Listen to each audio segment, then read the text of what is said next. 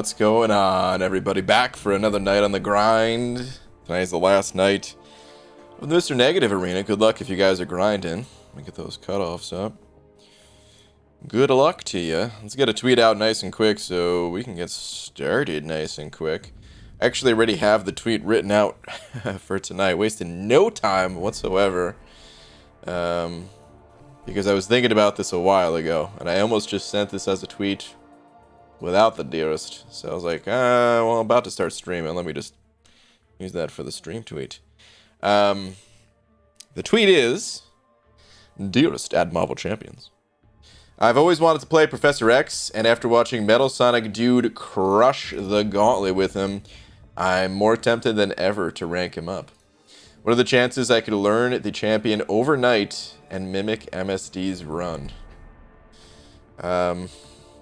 I'll tell you right now, the chances are probably pretty low, but... Yes! Oh, no! Okay. Tweet. Alright. And I am early tonight. That's right, guys. Do not check your clocks. Your watches, they are correct. I'm early. By like 3 whole minutes. Dweezy, what up, man?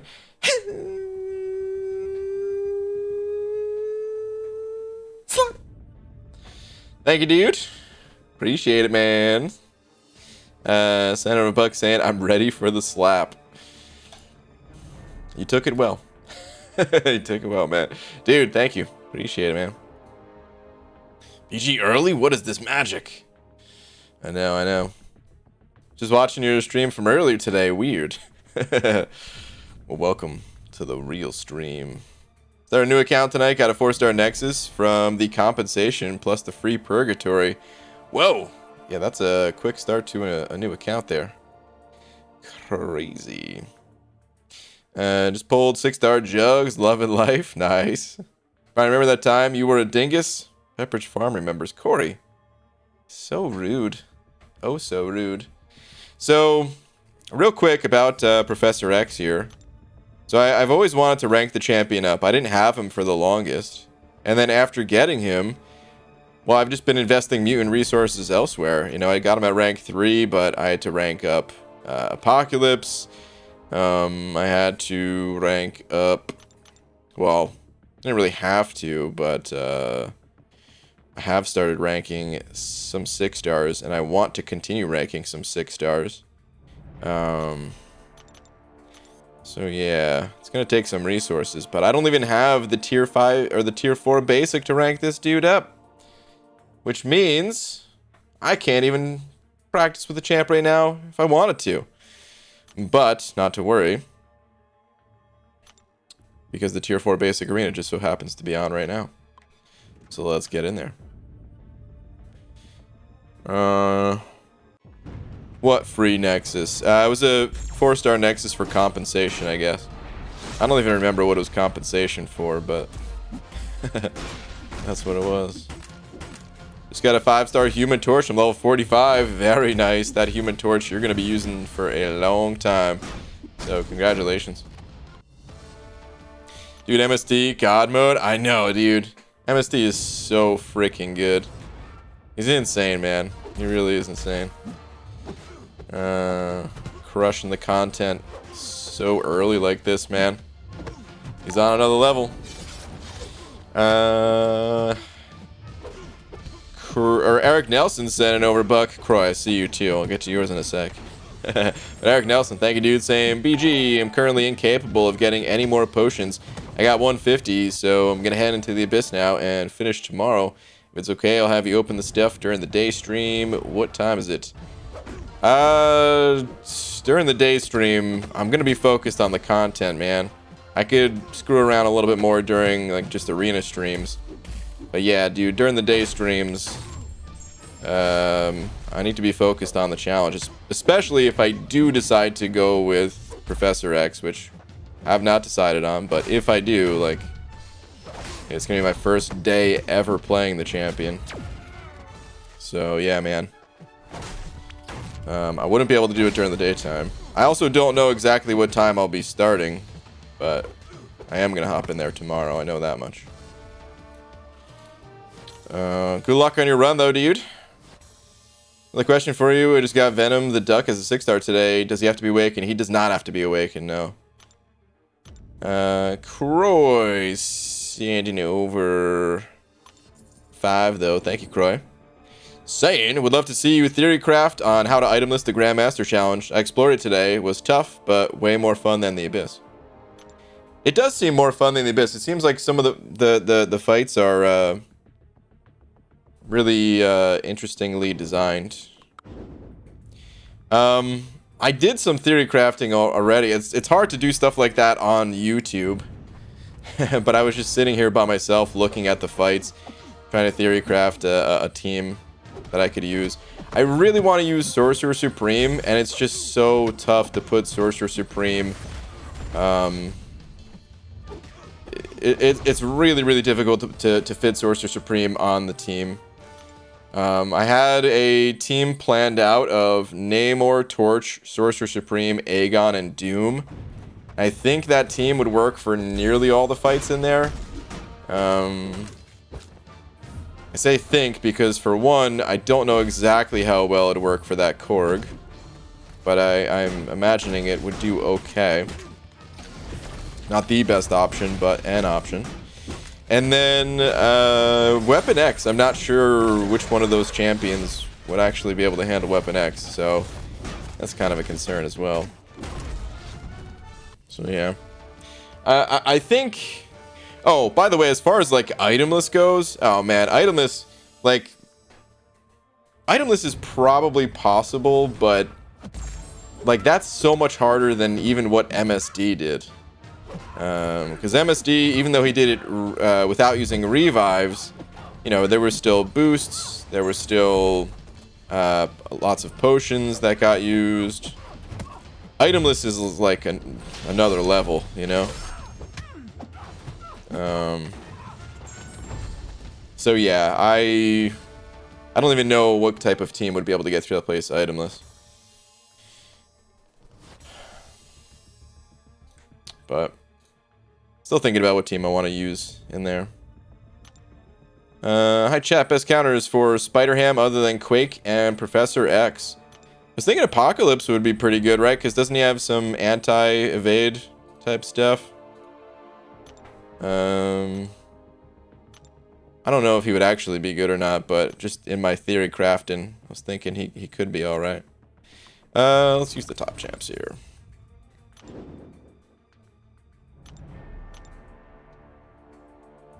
What makes Professor X so good for the gauntlet? Nick, Professor X, he's just a beast in general.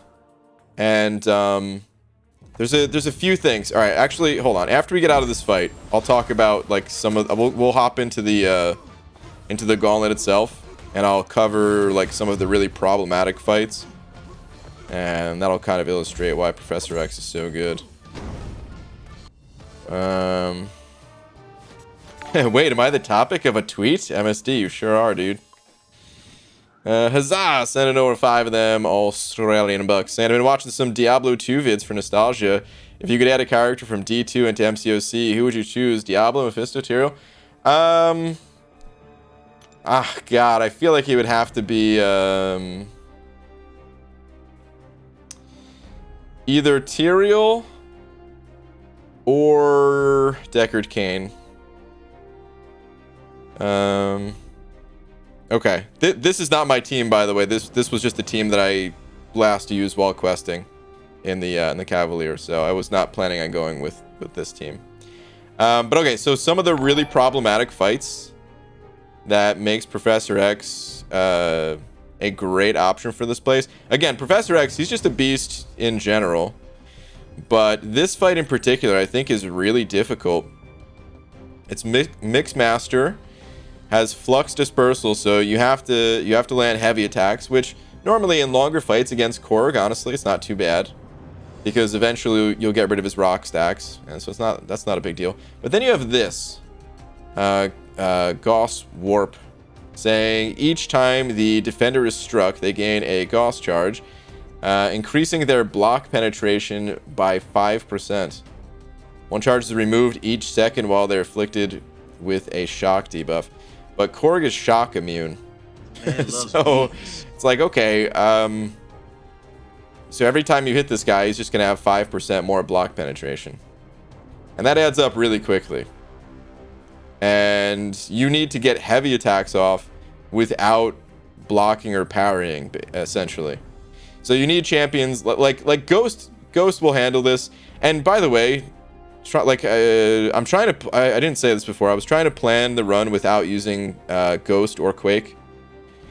Not that I'm good with Quake anyway, but like, you know, I'm fine enough with Ghost that I could just toss her on the team, and a lot of the fights become easier. But I wanted to do it without Ghost just for fun. And yeah, there's not that many ways to get heavy attacks off without having to stand there and block or parry. I almost wanted to practice. You see how he has this aggressive node?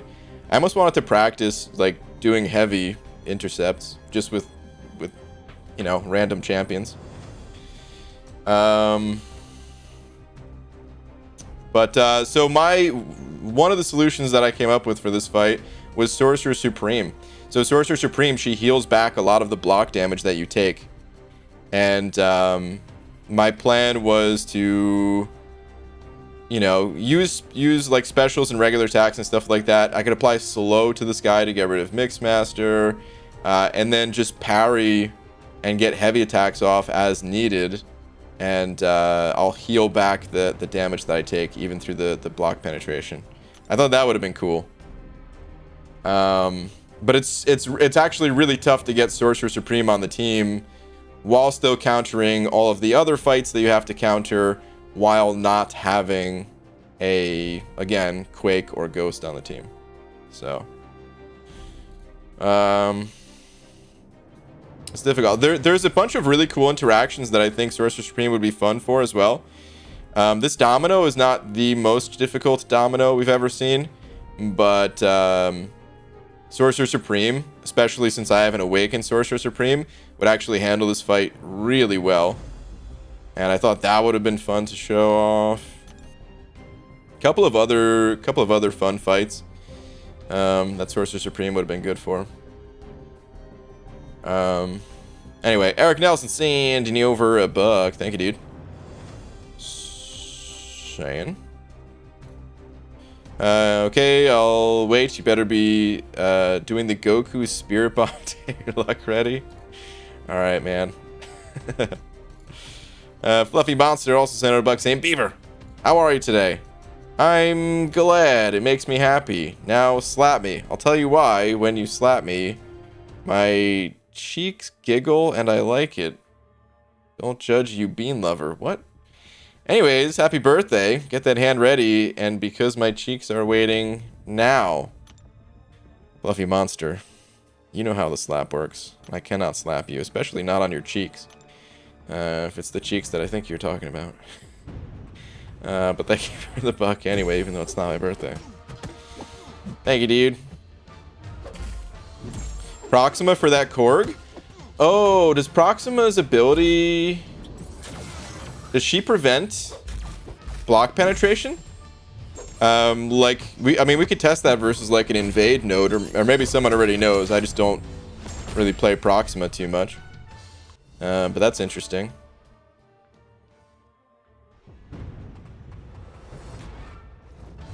You could use Proxima and Corvus together to get, you know, the True Strike for some of the evade fights. Some of the evade fights are also kind of difficult to counter.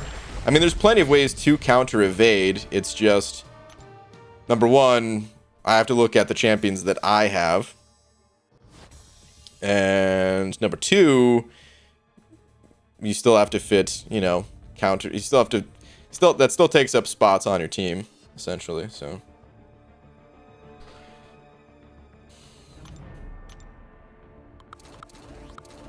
I'm so tempted to just rank up Professor X, though, and try to mimic MSD's run for the most part. I think the only thing I would change, roster-wise, is I think I would actually I think I would actually not include Cable on the team.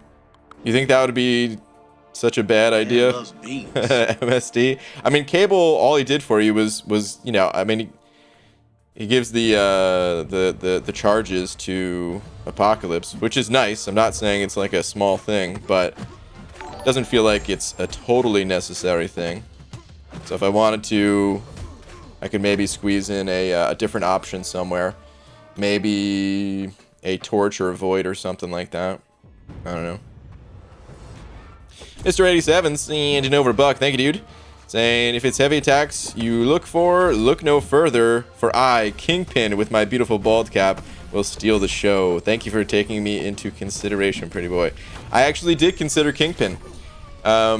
Because you go unstoppable with your heavies. So instead of like parrying to get a heavy opening, you literally just start throwing a heavy attack, have him dash into you, and yeah, like with his healing, he would be able to just heal that health back. He gains some physical resistance, I believe, too, while charging heavy.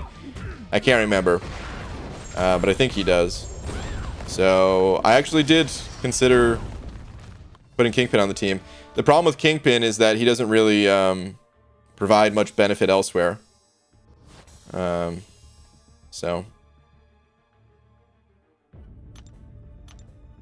Matado sent it over to as well, saying last two for Caden Soldier. Okay.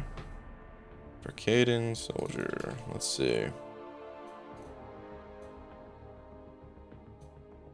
ABG, just a quick question about what I should do next. I'm in a position where all my tier 5 class cattle to serve classes, I have nobody worth taking a rank 3. What should I do? It is seriously hindering my progress moving forward, and I'm pretty stuck. Yeah, I mean, I'll tell you, man, I am in a similar boat, because let's take a look at how many crystals I have that are unopened, just sitting here waiting.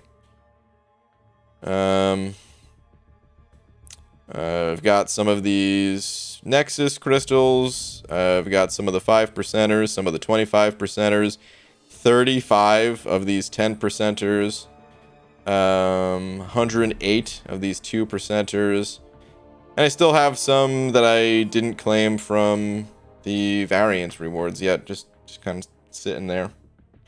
So, in a little bit of a similar boat as you are, where it is kind of hindering my progress a little bit, not having champions that I want to rank up for the class types that I do have tier 5 class catalyst for.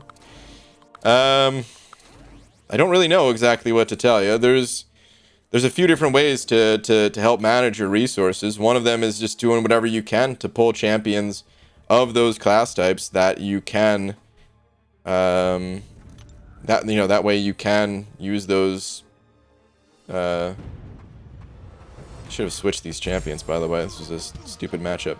Do whatever you can to get champions of those class types.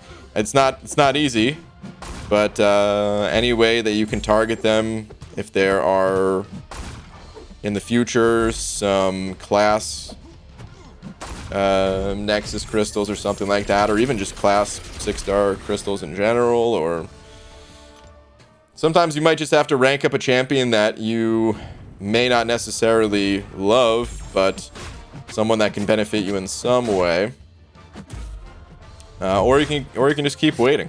I mean, these are all different options, but ultimately, like, there's no one secret thing that you can do to balance it all out, you know? Sometimes you gotta rank up the champs. I mean, there's also, like, champs are getting buffed all the time, so you can always wait for one of the champs to get buffed, or something like that. Go rank for defense.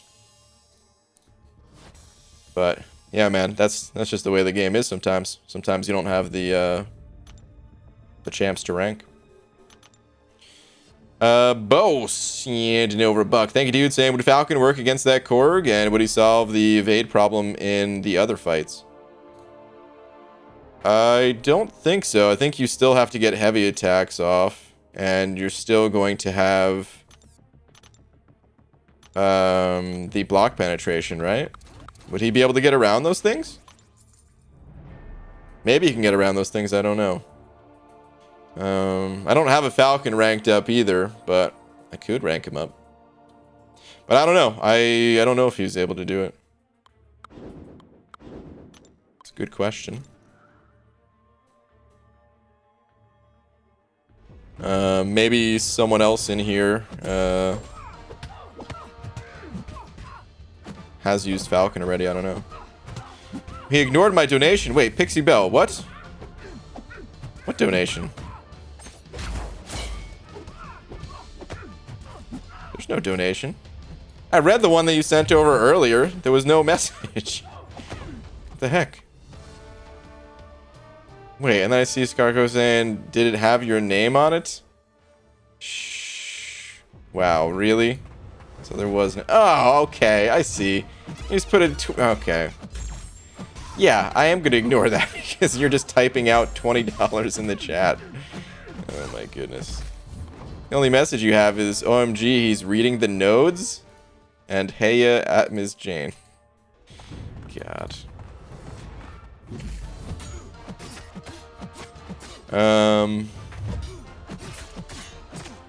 Red Mags would be used for who? Red Mags is a champion that I've had lined up for a couple of different rosters. I think Red Mags can be useful for a bunch of fights. Vision, Weapon X. I was trying to think how bad it would be to use Magneto versus Apocalypse. You think it'd be pretty bad? It would probably be pretty bad. But I was thinking, like, maybe he could do it. I don't know. I mean, worst case scenario, I'll just throw Ghost on the team, and it's not that big of a deal. But I was really trying to see if there was a way that I can get through these fights without Ghost. Chatter BG, which champs are good to rank for Act 6.1? Just finished Act 5, and I have some rank 4 5-stars. Aiming to get Cav before July 4th. Just looking for who to aim for. Yeah, I mean, this game doesn't really work like that, though. You can't. I mean, you can sort of aim for champions in like the dual class crystals, but a better question is like, what champs do you have right now that can be ranked? That can help. In general, 6.1, you don't need too specific of champions, but there is a Crossbones boss that ideally you have some poison immunity for, or just the ability to heal. And then there's also some really annoying robots. There's a Biohazard Sentinel, so someone like, Magneto could be really good for that. And then an Ultron and Sentinel boss in addition to the Biohazard Sentinel, because that's actually just a mini boss. So robot slayers in general can be pretty helpful, but without knowing who you have, can't really tell you who to rank. Don't do it, BG. It's not worth the risk to your health. Wait, I'm reading this message very late. I don't know which thing you were talking about. Was it finding Pixie Bell's message? Because you're right, that was not. It was not worth the risk to my health.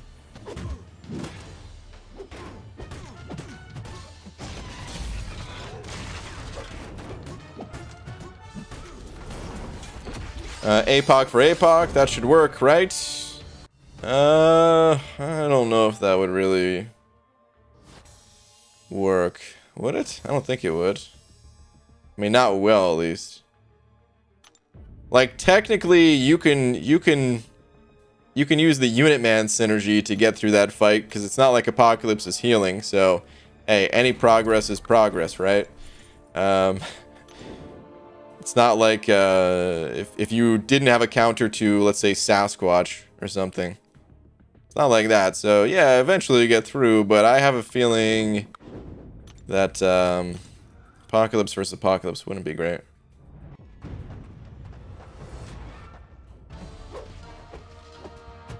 CGR and Warlock just completed Cav, so yeah.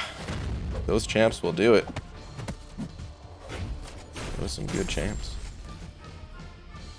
Yo, BG pulled 5-star Ghost and 6-star APOC last week. Really tempted to take APOC up first, but Ghost seems like a cheat code to everything. Fresh Cav. She is a bit of a cheat code to everything. Yeah, man. She's super strong, especially for continuing in Act 6. But Apocalypse is also a beast. Like, Ghost has a particular playstyle. If you like her playstyle, then yeah, man, she's a great champ to rank up. If not, if you like Apocalypse's playstyle more, he's also great. I'd highly recommend focusing on the variants, which Ghost can do some of the variants. She's good for the villain variant. She's good for the tech variant. But Apocalypse can also do some of the variants as well. That was some very sloppy Ghost gameplay. But hey, it's the arenas. I like how you think, BG. I will definitely bring in the Unit Man synergy. Hell yeah, dude. The #1 synergy in the game. BG, can you suggest some good counters for Cav Event Quest Blade? My AA isn't awakened. I did that fight with Colossus and Warlock, and they weren't great counters, but they got the job done. Man, who would I use for that? Or who would I recommend if I had to do that fight over again? That fight was kind of a pain in the ass, man, to be honest. For the people who have gone through Cavalier this month, who would you guys use for that blade? Because I actually don't know who's best.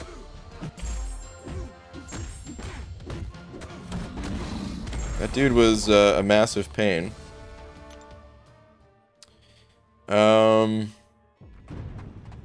Actually, maybe Ghost. now that we mentioned Ghost, now that Ghost is on the mind, I feel like Ghost probably would be pretty good for it. You can gain power more rapidly to get to your higher specials. You can full Ghost, just, you know, evade the special 2 or phase the special 2, I mean, or, you know, just build power on the special ones, and I feel like Ghost would be pretty good. Cap Marvel did the deed. Okay, Cap Marvel. Mr. 87, engine over another buck. Santa completed 6.1.3 and 4 itemless with no boost. Nice. Felt good, and I feel like I'm progressing again. Tips for 6.1.5 and 6. Looking to get Cav this week. So close, yet so far. Check Twitter. Alright, let's check Twitter. I mean, though, as far as those quests go, there's not a ton of advice that I can give you. Just bring in a counter for that Crossbones boss.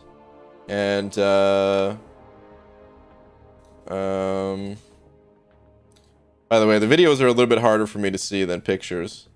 Just in case you were thinking the video would be easier to see. Yeah, just make sure you have a counter for Crossbones, which you have Warlock here, so you're good to go. And then that's for the 5th quest. Otherwise, yeah, I mean, there's not a ton to that quest. And then the final quest, again, you're going to want to have Warlock on the team. It'll help you to get through Havoc. I think the path, I believe there's an X23 on it. Is the path they usually take first time through, and I don't necessarily see a Robot Slayer here, but I do see some good champs for fighting the final Sentinel, like Hyperion or just Cap or Claire. I don't know. It's just a Sentinel. It's a beefy Sentinel, but at the end of the day, it's just a Sentinel boss that you'll get through. So.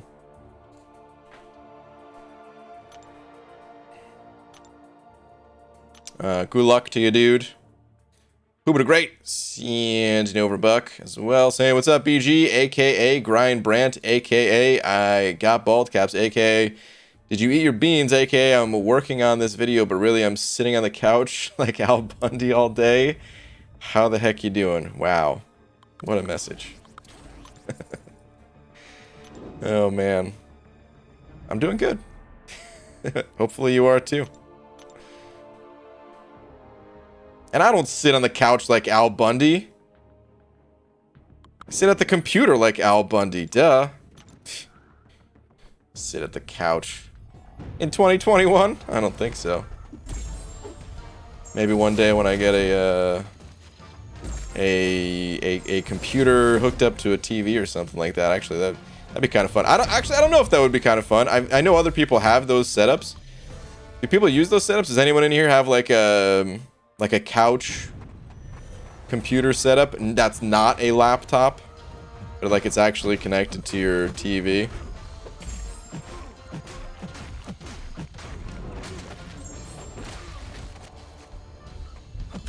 I don't know if I would enjoy that so much, but it sounds like it'd be fun.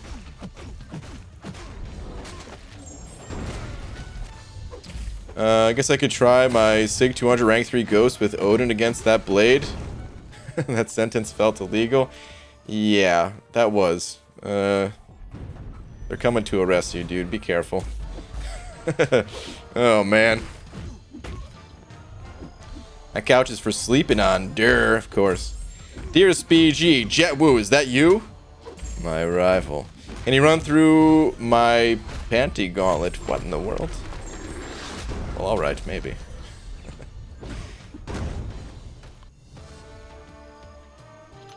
Just got 5-star Killmonger duped. Was one away from getting red mags for the first time, as well as duping AA. Thoughts? Well, yeah, those other champs would have been better, but Killmonger's not a bad champion, so there's plenty of worse ways to miss on the champs that you really want. Oh, well, we almost have the same name. We do. By the way, do you think a 565 Doom, 445 Awakened Void, 445 Domino, and 6-star Archangel be enough for 6.1, or should I wait? Well, first I would get those champs to 455 instead of 445. Just kidding, that's probably a typo. Yeah, so I would say you, like, the content 6.1 is balanced for pretty much exactly what you just described.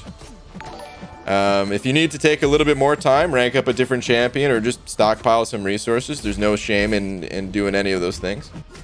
But you are at a point where, yeah, you could try to progress through 6.1 and go for Cav.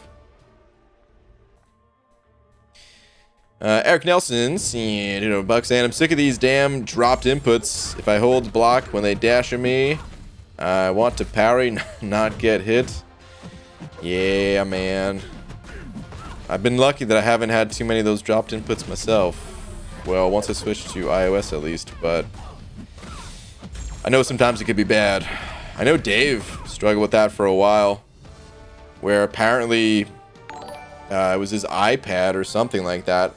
That once he got a new iPad, he didn't have any dropped input issues anymore. So yeah, sometimes those could be device issues. But sucks, man. Angel of Death, seeing Genova Buck as well, saying, BG, I have a problem. I ate a bunch of Scrabble tiles, and now I'm having a lot of vicious vowel movements. Okay. My next trip could spell disaster. Okay. A double. Angel of Death, get out of here with your multi-pun nonsense. Ooh, dude. Oh, whoa, game freeze. Alright, we're good. Everything's good. Recovering. Close call.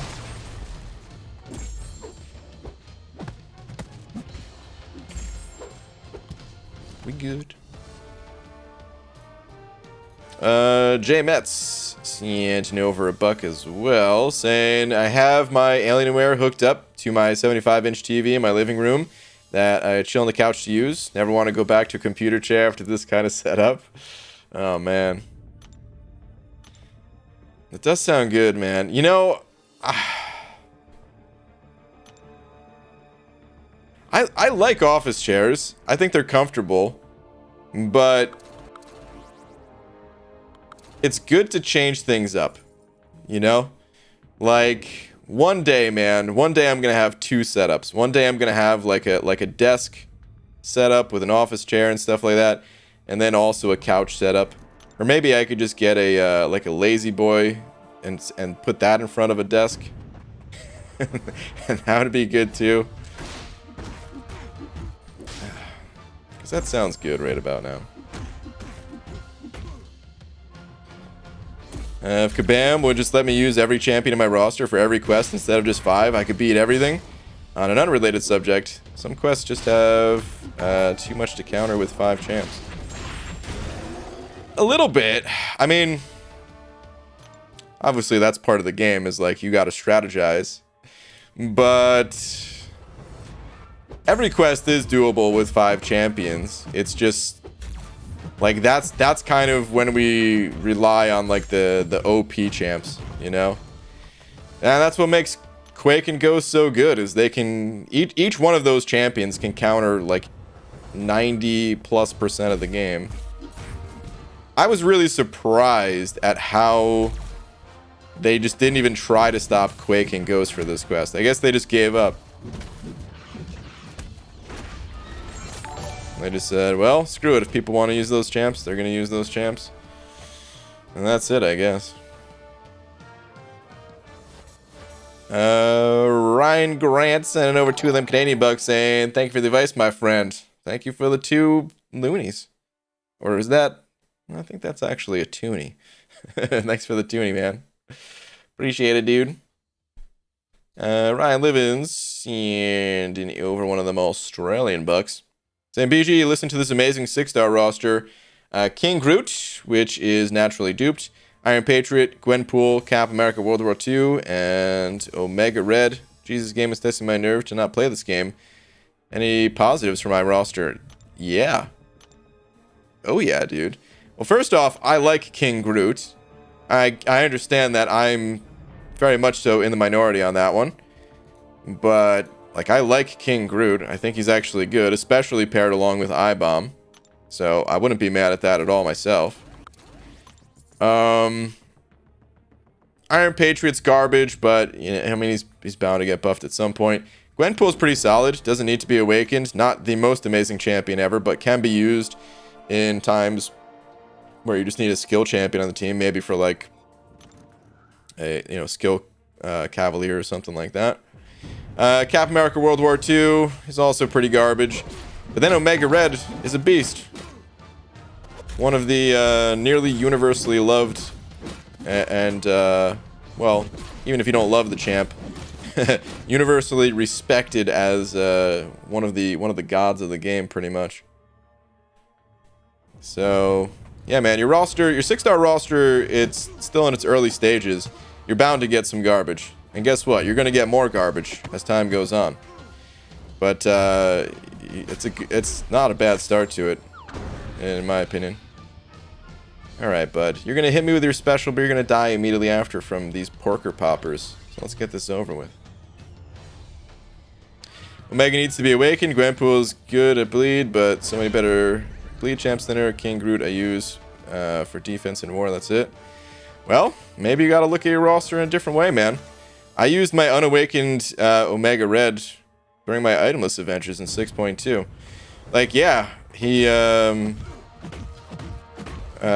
definitely want him awakened to be playing him like all the time.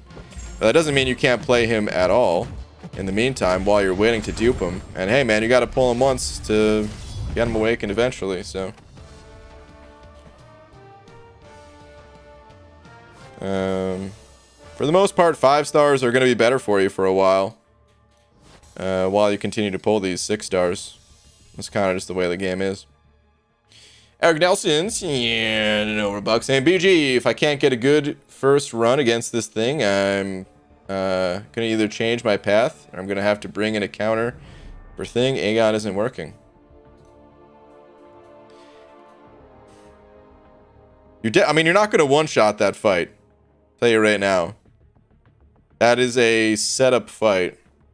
I mean, you could bring in a counter if you want, but just letting you know, like, thing sucks. but that's still going to be the easiest path. You could take a different path if you want, but that is definitely the easiest path. So yeah. Take a little time and practice though, or you know, wait until you like back out until you get a really good run where you are able to bank like a 200 combo, and then start from there. You know, start reviving from there, kind of thing. Sam Cord sending over a buck. Thank you, Sam. Sam, I don't have a message from you.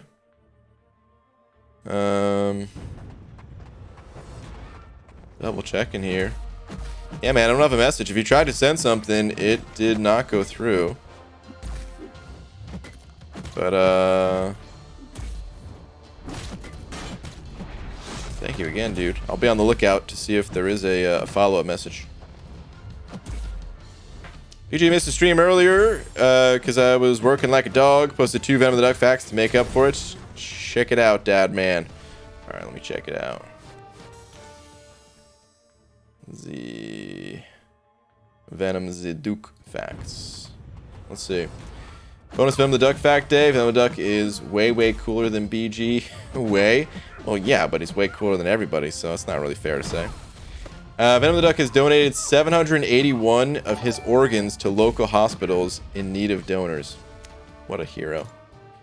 While Venom the Duck was working as an active astronaut, he was actually the first astronaut to travel into the deep crevices of Uranus. Okay. According to his report, it smelled awful, but it was quite beautiful. NASA had him probe Uranus deeper than any other planet before. In quotes, I love Uranus so much, and I would give anything to see it again. End quote. Venom the Duck. Wow. What a hero. That's all I can really say. What a hero. Alright, Sam. No message just saying hi again? Alright, well, I appreciate it, dude. Appreciate the buck and the massive one they sent over earlier. Thank you, dude. Johnny sent it over too, saying last please. Alright, Johnny. I used the Blade Trinity to get Cavalier. There you go, man. Blade Trinity still works. Still strong. But nice, dude. Good stuff. Alex sending over a buck. Saying it would... Hold on. There's 2 messages here. I know it won't matter for most people's main account, but for those of us who like doing new accounts, I think you should be able to see how much experience you need to level up. And make it easier to coordinate energy uses, or maybe even when you level up, your energy overflows past full capacity. Yeah, I would love it, dude.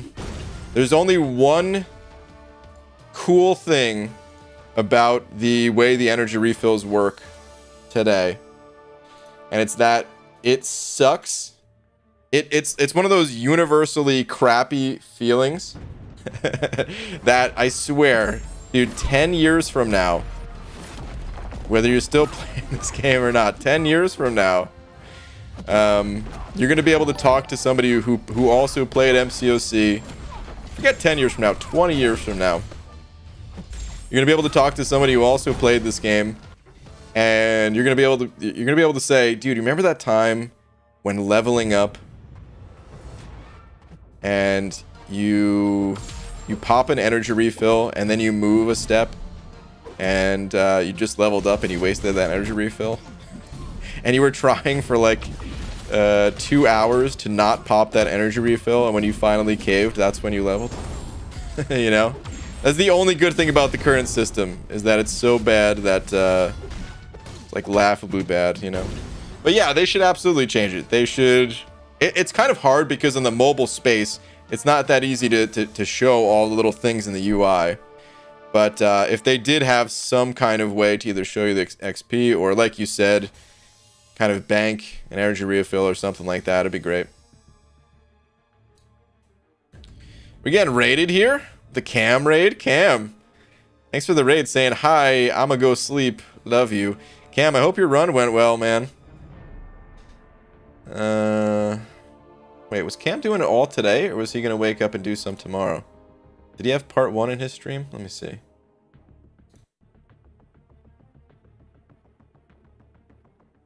Cam. Okay, it does say part 1. Okay. Alright, so he's gonna finish up tomorrow. Got it. Well, good luck finishing up tomorrow, dude. Thomas Shaw sent it over bucks. Saying, ABG, you may have already addressed this, but thoughts on 80% of Grandmaster's Gauntlet being quakeable? Yeah, I did talk about that a little while ago. I have not 100% all content in game and was able to collect those sweet rewards today.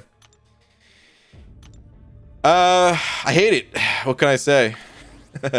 Without pissing too many people off, I hate it, man. I hate the fact that Quake and Ghost. We were talking about it at the start of the stream, and I'm trying to plan a path where you like Quake and Ghost are not on the team, and it's actually really hard.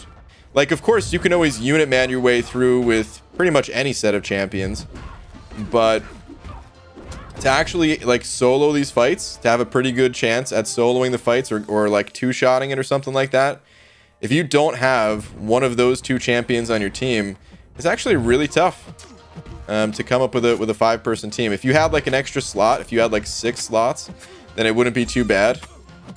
But without having Quake or Ghost on the team, there's always something you're like sacrificing. And obviously MSD already did a run without either of those champs on the team, and he crushed it. You know, with Professor X. But there's not too many other options, and like if you don't have a Professor X or something like, you know, it's hard to squeeze in the like another champ to do it with. So yeah, man, I kind of hate that that's the way the game is, but that is the way the game is, and it's never gonna change until one day eventually Kabam restricts the use of 5-star champions and never introduces Quake as a 6-star, and then eventually that won't be an option. But it's probably not going to happen for a very long time. But eventually it probably will happen. So hey, keep enjoying your Quake usage while you can.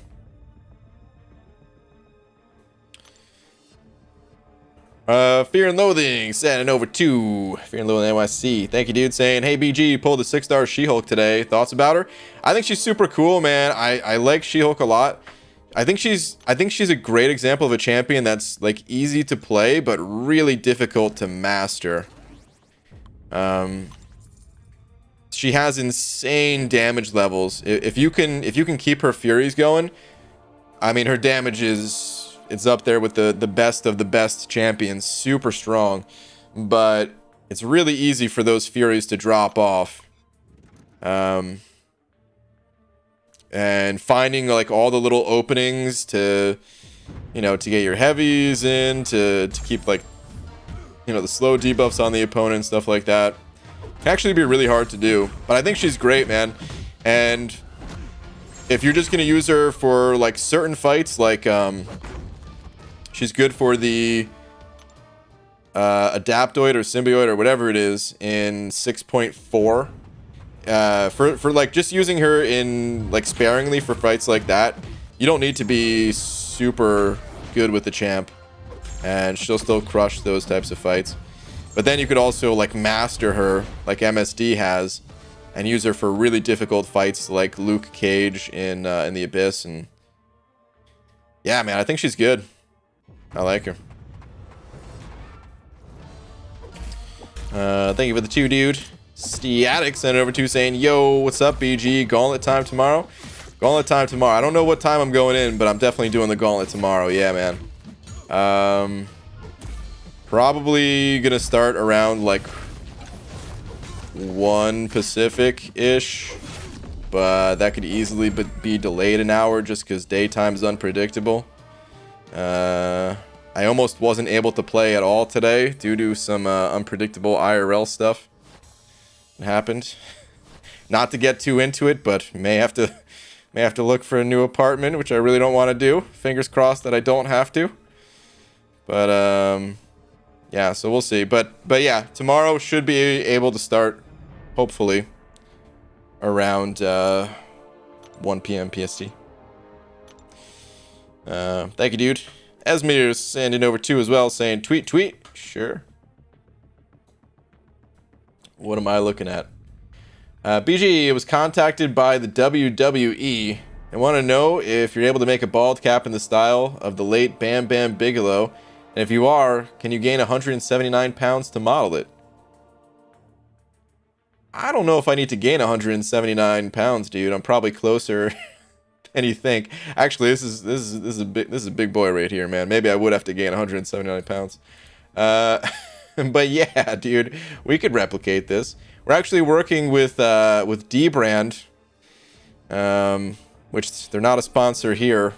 I feel like they should pay me some money now that I said their name, but I'm sure you guys have seen it on other channels.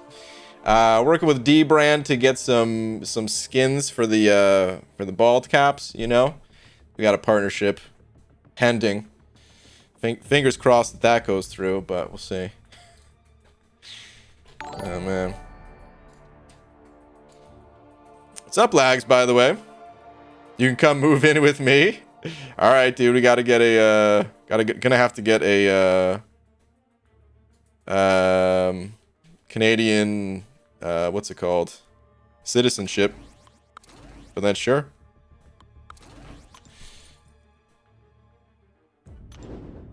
And I'm with you on Quake, but whoa, don't talk about Ghost like that or I'll message Peter. So, when Ghost first came out, and Pete might still agree with this, I don't know, but even he said Ghost was too strong for the game. He uses Ghost all the time, but even he was like, yeah, it's too good.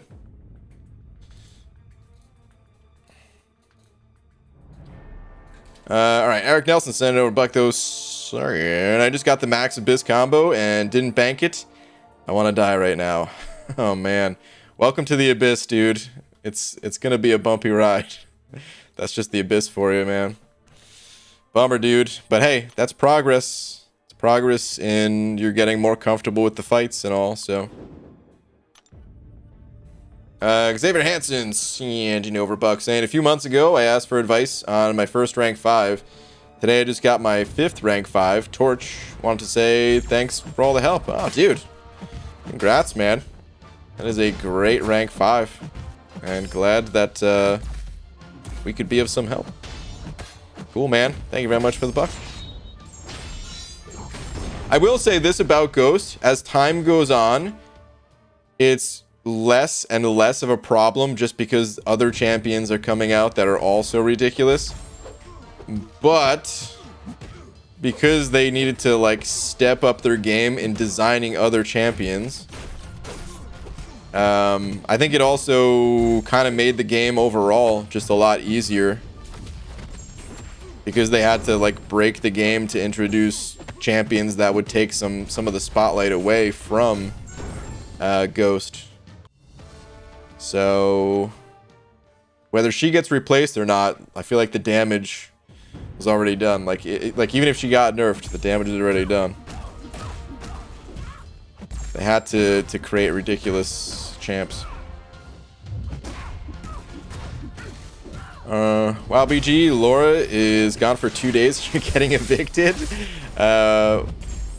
Why does she ever leave you alone? I don't know. That's a good question. But yeah, that's a little bit of what's going on, man. As crazy as that sounds. Possibly. You're in Abyss right now. Ooh, interesting. Good evening, Magoo. What up, Hunter? Just popping in to say hi and going back to rest. The fever has returned, and I've been stuck in bed all day. Good luck on your run tomorrow. All right, man. Feel better soon, dude. Hopefully the side effects go away. Oh, wait. You actually got the Ronan, not just the vaccine, I think, right? Yeah, well, still, feel better soon, dude. For a second there, I was thinking that was just the side effects of the vaccine, though, but Feel better soon, man. For a video tomorrow? Okay. Hopefully, need to test kind of deep in. Okay. UG, you gotta stop having those pants off, dance off parties, man. I know, dude. What's up, Frojo? Plenty of new apartments in Texas. 4 to 5 new complexes are opening soon in my delivery area. City's growing fast. Feels like a lot of cities are growing fast. The amount of construction out here, even before I moved out here, just from when I visited for a buddy's wedding, it was like every single block you went down, there was construction going on, all for new apartments and stuff. And yet somehow the apartment prices are still going up and up and up.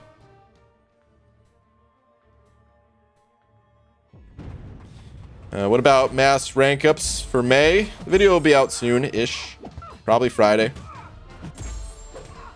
There's just some other stuff that's occupying my time at the moment. Those mass rank up videos, they take a while to edit down just because the raw footage of, feeding all that ISO and looking around and all that stuff.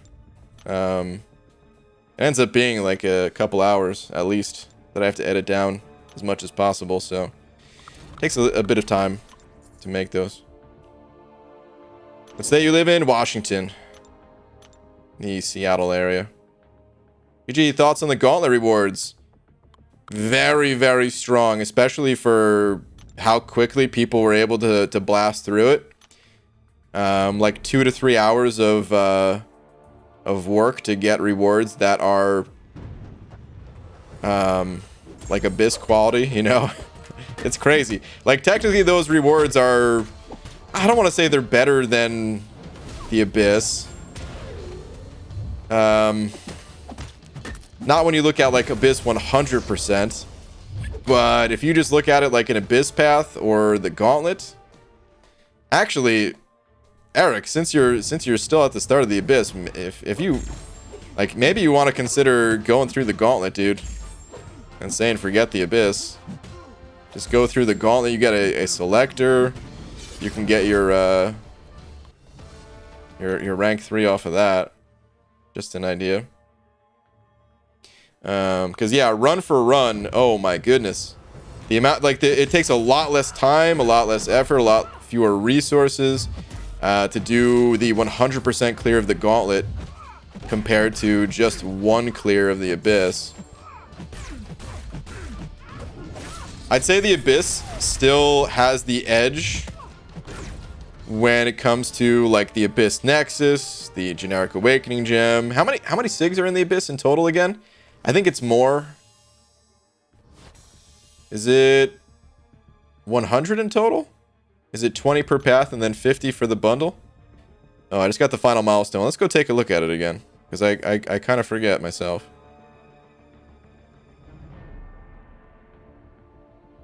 Let's see. Abyss. Yeah, I'll quit out of that. Rewards. Oh, that's different. These crates give, yeah, 20. Okay, yeah, so 100. 20 times 5 and then the 50. Oh, no, my bad. That's 150. What kind of math am I doing? Okay, so yeah, Abyss. I'd still say Abyss 100% has better overall rewards. But, I mean, you can't really compare the two. Like, Abyss takes roughly somewhere in the neighborhood of about 40 hours of gameplay. And it's not just 40 hours of gameplay, it's 40 hours of gameplay and using the consumables to keep you playing for those 40 hours. Compared to the Gauntlet, which is, like I said, 2 hours and the consumables to keep you going for 2 hours. So, for the amount of time and effort, the rewards are bonkers, man. See if we could see these rewards. I don't know if you could see them all from this screen. No, you can't. You have to look at the chests and everything. But they're really good. You have to be Thronebreaker. Oh, you got to be Thronebreaker to get into the gauntlet? Okay.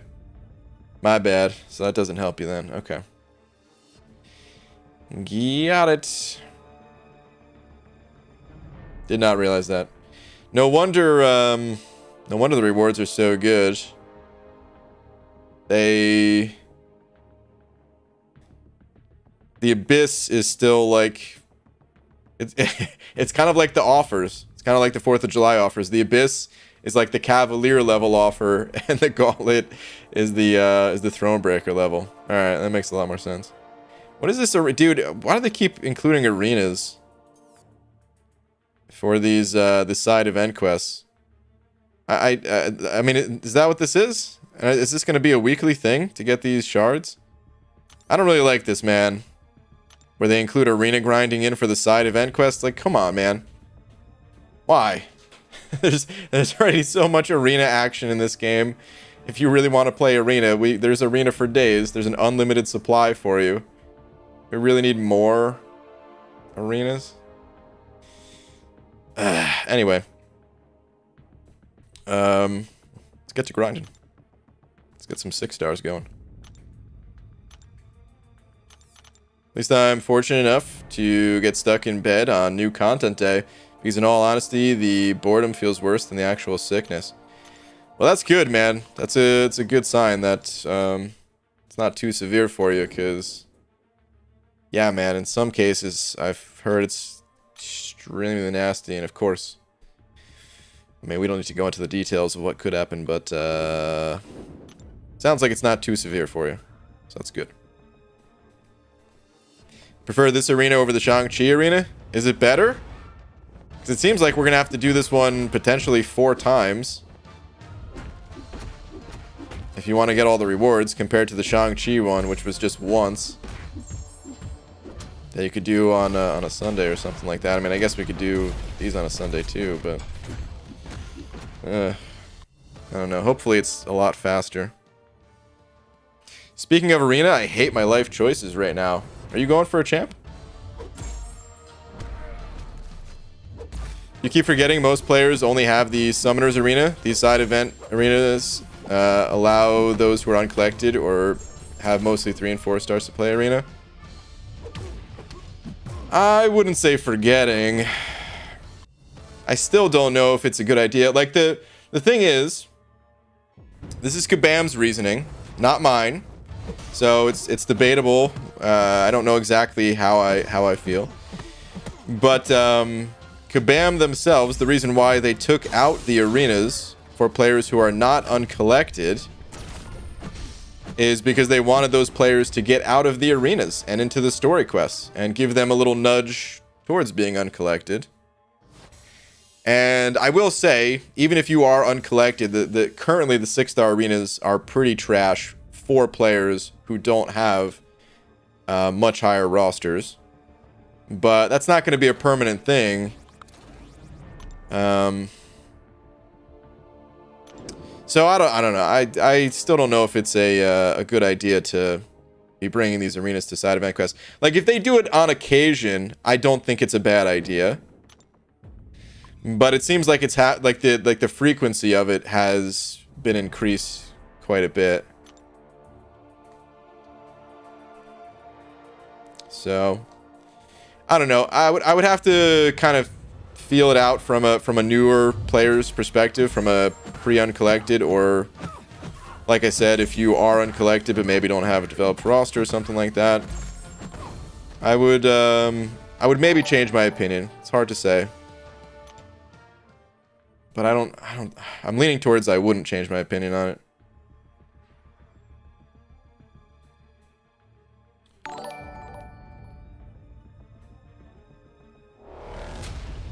But if you need the units to push uncollected, though, kind of dumb reasoning, IMO. Yeah, like I said, that's their reasoning, not mine.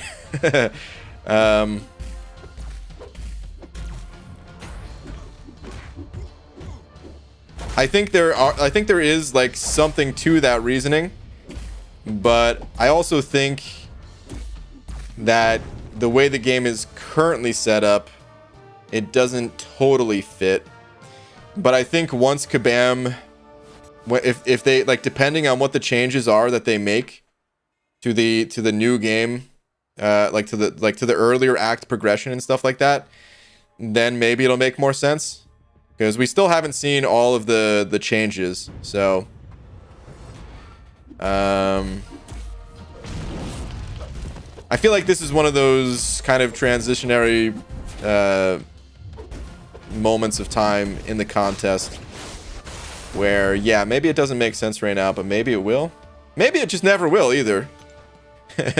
Like that could be it too. We'll have to see. But anyway, Eric Nelson sent it over another buck saying KBG got a good run in, banked at 204, got 151. He's down 300k. Is it worth it to keep going, or do I reset? Moderate boost, no suicides. I mean, that sounds pretty good to me, dude.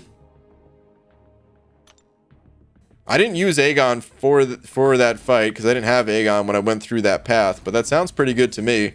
I feel like I would keep going with that.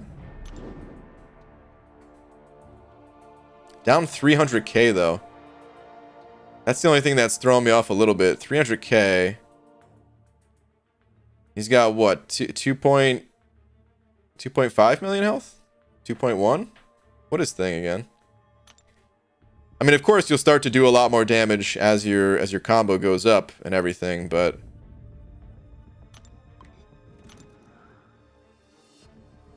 someone who used Aegon may need to chime in on this and just share their experience.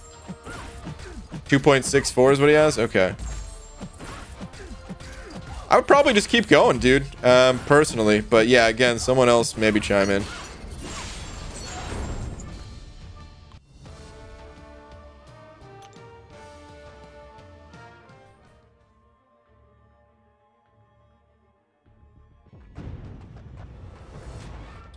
Poopa the Great. Engine over a buck, though, saying Kabam is smart for ending the gauntlet before the 4th. Now I'm wondering if I should skip it to see if I get better from the 4th, or if I can 100% the gauntlet with Cav Bundle. Trying to get a bang for my buck. I never even thought about that. Honestly, like, I don't know, it's...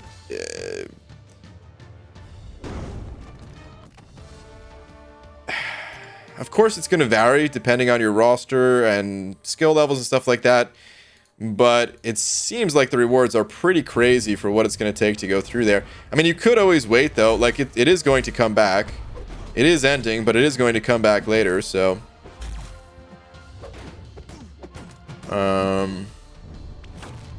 you could always wait. But if it's not going to take you too many resources to go through it, then, man, yeah, like, I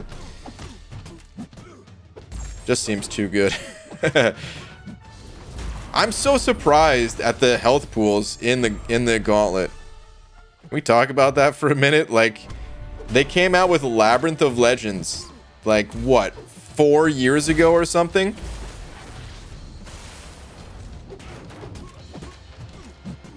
And Labyrinth of Legends, even the easier fights, just the standard fights in there, have significantly more health. And that's back when players were going through with maxed out 4 stars. And rank 4 or 5 stars were at the absolute highest. It's kind of... it's very surprising. Not just kind of. It is very surprising. The health pools that we have in there. And there's no damage caps, right? To my knowledge, I don't think there's any damage caps. So, craziness.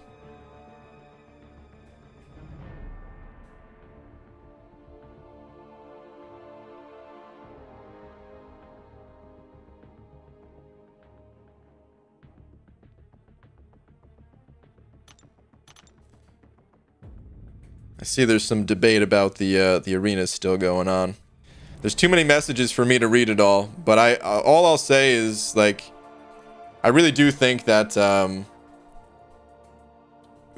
like we need to wait and see what the arena changes are when they come out, because I think that's gonna alter the perception of not just the arenas from like end game level players, but even like newer players to the game, potentially those who aren't even uncollected yet, and yeah. I wanted to ask your thoughts about the new quality of life change for filters in Arena. Isn't it the best thing since sliced bread or what? It's great, dude. I've been waiting for it ever since they announced it in the original roadmaps. It's so good. Who do I use to beat Wolverine in Realm of Legends? I can beat everyone else with max 4-star Aegon. Aegon. If you're using Aegon in there, you could also use Aegon for Wolverine.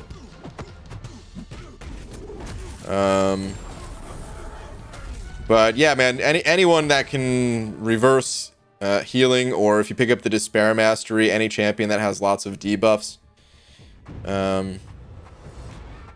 But yeah, if you have Aegon, I would say just keep using Aegon.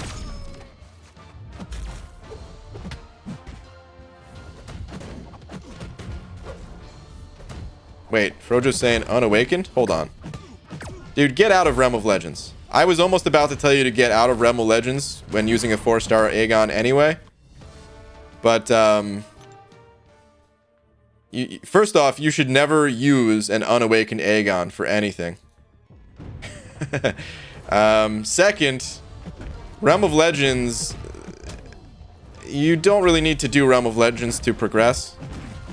It's still good rewards because you're getting unique champions that you can't get anywhere else, and a couple of other little goodies along the way, but it's mostly about the champions.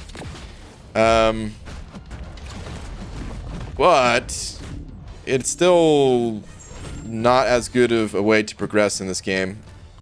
Like, you should really just be doing the temporary content, like the event quests, the side quests, and then progressing in story whenever you have some spare energy. That kind of stuff. Unawakened Aegon, you're just torturing yourself. Technically, Unawakened Aegon could do that fight too. It's just you would have to build up to a very high combat. Like, it would just be a very long fight. But, I mean, technically you could do it. It's just not worth doing. But yeah, Void, Magneto. Those are probably my two favorites to use for that fight, at least. And then anybody with debuffs and Despair Mastery. BG, do you think Namor is needed for the thing? For, like, the thing as in the champion thing, or do you just mean the thing as in, like, the new thing in the game, the gauntlet? But no, man, Namor, you definitely don't need Namor for thing. I would say that Namor is not even a great counter for thing. He is a counter. He can fight thing and get through it, but that's more of like a skill counter, like a player skill counter, rather than like the champion counters thing. The only real counter that Namor has against Thing is that he has a chance to bleed Thing, but honestly, when it's a random chance, sometimes that can screw you up more than it can help. And Namor's burst damage style does not work well against Thing.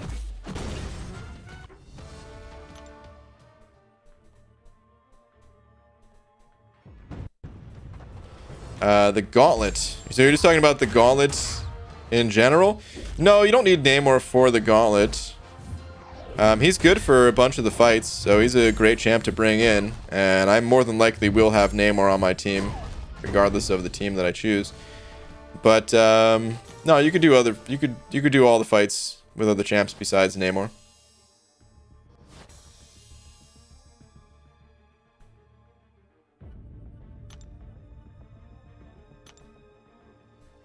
BG, I spent 8k units doing a lot of content, and I don't regret it, but it drained my units at 3.5k.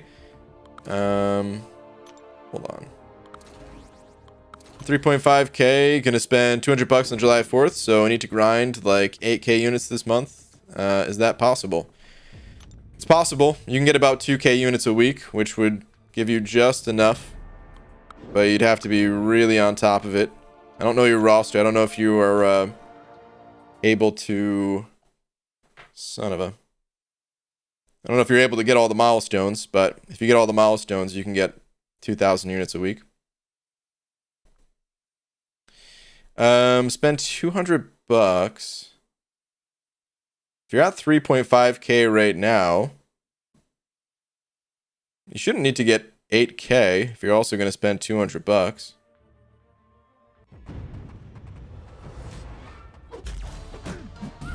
It's closer to like 5 or 6. Unless maybe you're talking about spreading out the money, I suppose. Even then, it's definitely less than 8.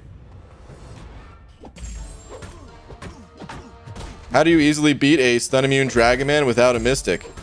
You don't. Dragon Man's tough, dude. Not everything in this game is meant to be easy. And that fight is definitely one of those that is not an easily beatable fight.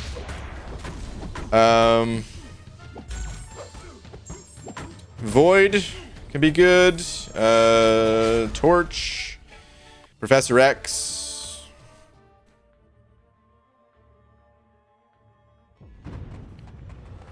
There's some good options. Quake, of course, because Quake counters all. Today's mutant and skill. What's the next one, guys? Can anyone tell? I believe after mutant and skill, I believe it's the tech and cosmic. Or wait. No. I lied. I think it's the science and mystic. I think it goes in order of like how they appear in the what's it called? In the solo events. Like the daily if you were trying to grind out the catalyst, the class catalyst. So mutant, of course, mutant counters skill, and then skill counters science, science counters mystic, so those two are together. And then yeah.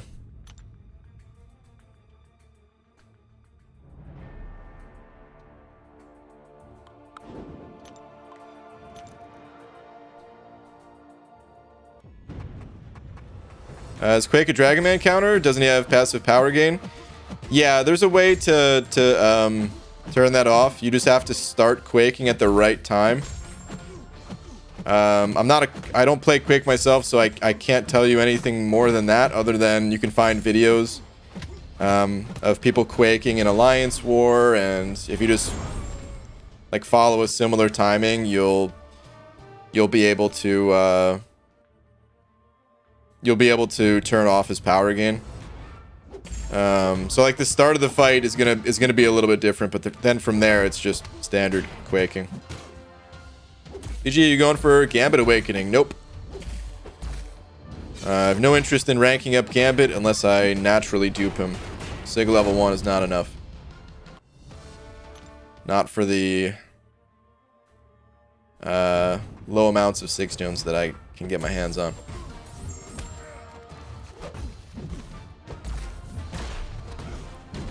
Just grabbing some units. Moment, you'll be doing the gauntlet tomorrow. I don't know exactly what time, but roughly gonna try to start around 1 p.m. Pacific, which is about 15 hours from right now.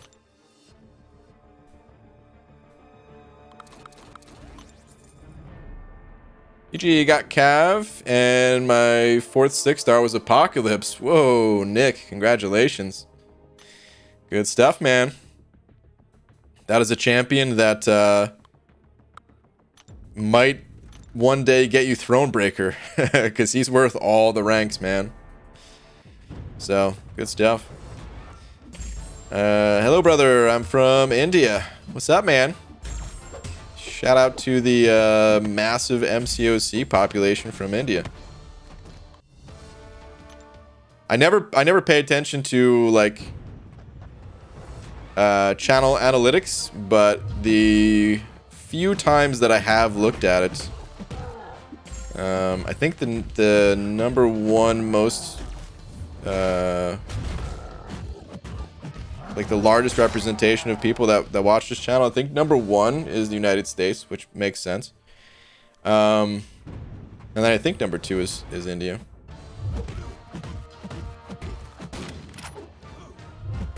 Do you have a 6-star War Machine, BG? I don't. Don't have a 5 or 6-star. Just started playing this game. Thank you for content. Welcome to the community, dude. You're gonna do another 1-week challenge with this month's side quest?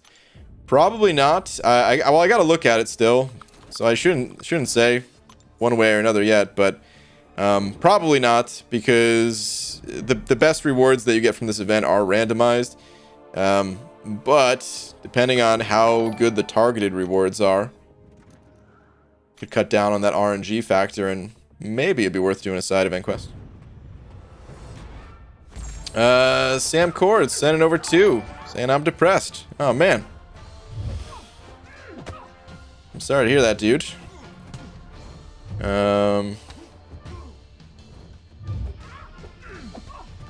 never know the best things to say, but I know there's always people that they can talk. Oh wait, you're sending over another message saying, because that dude just got Cav and has only 4 6-stars, and I have 3, but I'm still Conqueror.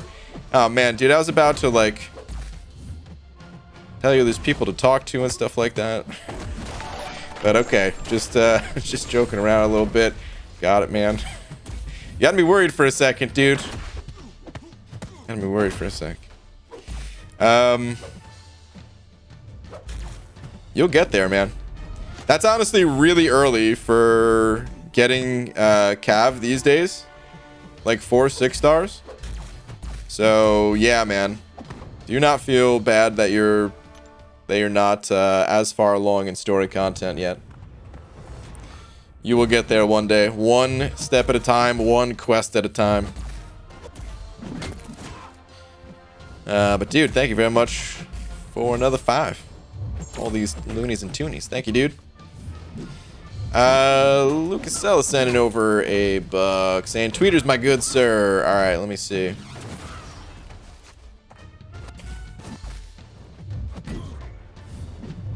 All right, we've got 2 tweets from you, it looks like. Saying, "So I'm looking to get Thronebreaker as soon as possible. And I think 100% 7.2 is the best way to do it. I have no particular trouble doing the content, but I was wondering if you have any ideas on champs who would be useful later on." So I haven't done 7.2 yet. So unfortunately, I'm not going to be of much help here. I'm going to take a look at your roster anyway, just in case there's some like big standouts or something. I mean, first off, we don't need to look at 4-stars anymore. You know, 4-stars... they're done.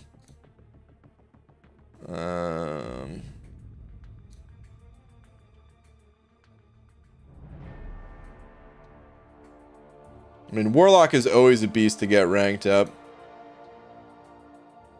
Do you already have him as a 6-star? Is that why? Let me see this other picture.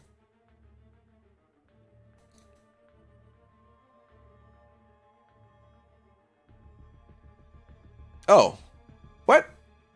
Hold on. I swear this Warlock was not ranked up in this other picture. Oh, this is the 6-star. Oh, geez. Okay. I was like, dude, am I losing it? Okay. I was just looking at the PI, I guess. And the fact that it didn't have a the green maxed out symbol. But okay, so we already have Warlock ranked up.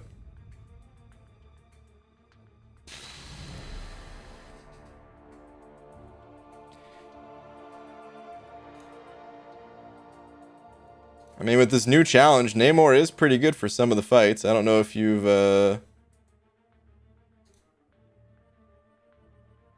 taken a look at it, and you're not Thronebreaker yet, this is what you're going for. But just saying, like, once you do get Thronebreaker, you might want to start thinking about that next. So maybe keep Namor in mind. Other than that, though, like, I don't really see too big of standouts. You definitely have good champs. It's just like I don't really know who to tell you to rank up, just because you already have so many good champs and you said you're not struggling with content currently. And I haven't done 7.2. I guess Dragon Man and Professor X are some other champs that stand out to me. Professor X, you'd want to get Awakened. Dragon Man, I don't think needs it as much. I mean, technically, Professor X can be played on Awakened too, but... Then I see Venom down here as well. Did you already have Venom? No. Actually, so Venom is another standout to me that I'd recommend investing resources into, getting him to at least rank 2. But yeah, man, you might just have to just play the content and save your rank ups until you come across something you can't do, because it's too hard when thinking about all the end game content of like who could potentially help you, rather than you just got to get there and then see what you're lacking and rank accordingly. But yeah, man, good luck on your adventures. Risky Dart also sent it over buck saying, "Evening BG, hope you're enjoying your night. Got 2 questions. When do you plan on doing the gauntlet? Tomorrow, sometime around 1 p.m. Pacific. And who are you putting all those SIGs from it into? Doom. Either Doom or Sorcerer Supreme, but it's almost for sure going to be Doom, and I'll continue to slowly get Sorcerer Supreme up. The only reason I say maybe Sorcerer Supreme is because I was looking more closely. Like, I want to bring Sorcerer Supreme on the challenge. I'm probably not going to, just because it's hard to fit all the champs you want to bring in there, right? But I still think, I think it'd be really fun to use Sorcerer Supreme to counter certain champions like Korg. And Domino. Domino is another one where if Sorcerer Supreme is at Sig 200, then I don't think you could ever fail anything from Domino. Like, Domino has 15% ability accuracy reduction. And then when you're unlucky, an additional 35. And at max Sig, Sorcerer Supreme has plus 50% ability accuracy. So it could be fun getting Sorcerer Supreme up to Sig 200. I haven't really been assigned to fight a Domino in War in ages. But in case I ever do get assigned to fight Domino in War and I have to use Sorcerer Supreme for it or something like that, she's actually a really good counter to Domino. But Doom has higher prestige, so I'll probably feed the Sig Stones into Doom. Eventually, they're both going to be Sig 200, but yeah, they'll probably go to Doom. What's up, Cap? How you doing, dude? What's up, KT? What's your gauntlet team going to be, good sir? I don't know. I'm really thinking about ranking up Professor X. The thing is, I literally have never played the champion outside of the arena before. And he doesn't look incredibly difficult to play, but he certainly has a different play style than other champions. And if I could only spend like an hour or 2 playing the champ, I don't know if I'll be ready to take on the gauntlet with a champ like that, with that little experience, you know.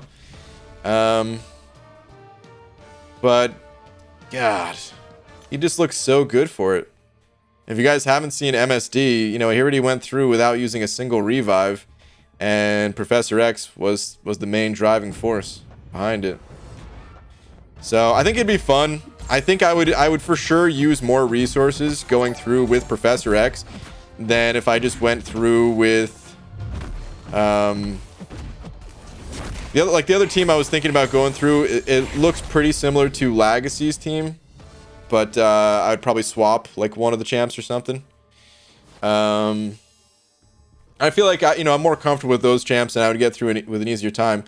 But it's also sometimes really fun just to take on a new challenge and really push yourself to learn something new and different.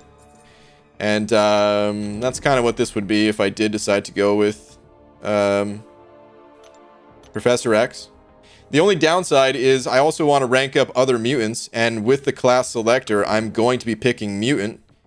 So it's like, okay, am I really going to invest in ranking up my 5-star Professor X to then want to rank up like 2 to 3 other 6-star mutants? Where am I going to get all these catalysts from? You know? So it would be really like that's honestly that's probably the bigger issue that I'm facing, other than my inexperience with the champ. Because I don't mind looking like a fool on stream. I do that every day to begin with. And if I just have to use it wouldn't be that many extra resources, right?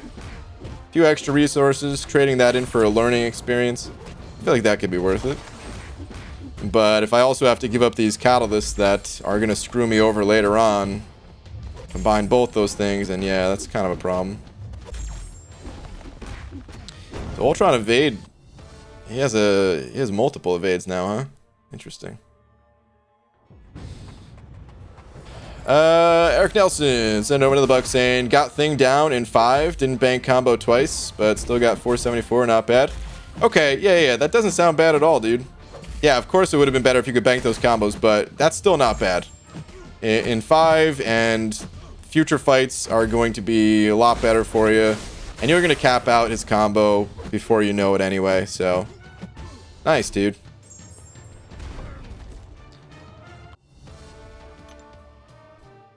Professor X does not need a lot of practice to play correctly.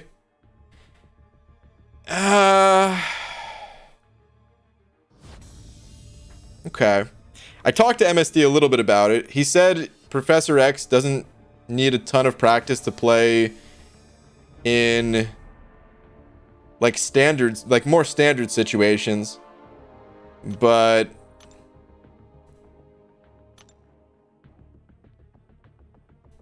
I don't know. There are some interactions in the gauntlet itself. Like he didn't call out like specifically each one. He just said there are some things in the gauntlet that you would probably want to be more experienced for, kind of thing. So I think that's more of the concern for me, is like, okay, yeah, I'm sure I could go fight Winter Soldier or something like that with Professor X and probably wouldn't have a problem. But if I also have to fight like, I don't know, Weapon X or Mixmaster Korg or whatever. Like, I know he counters these, like, he's good for these fights, obviously, if MSD just did it, but that's a little bit more what I'm worried about, rather than, like, just getting down the basics of Professor X. You know? Getting to that. There's, like, different levels of mastery with champions.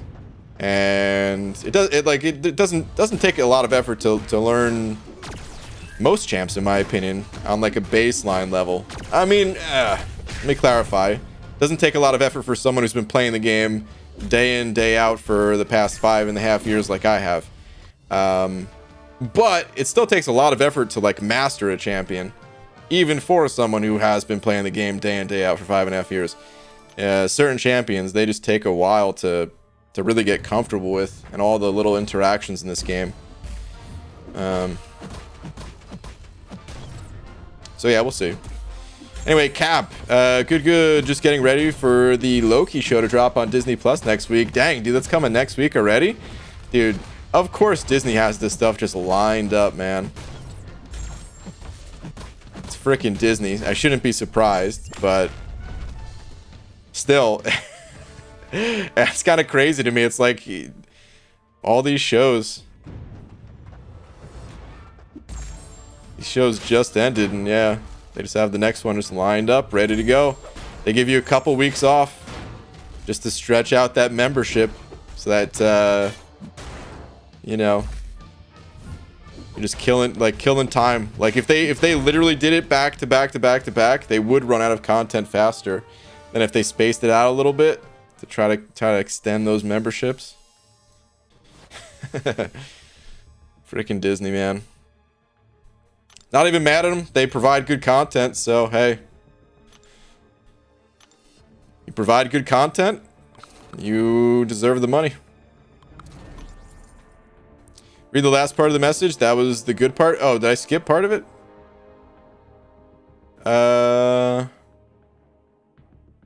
I may have gotten a Loki helmet to wear during the watch parties for this show. Okay. I'm gonna have to see that at some point. I'm gonna have to stop in, dude.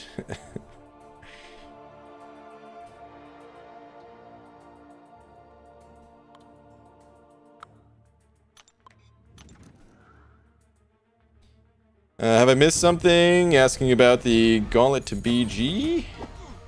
Huh?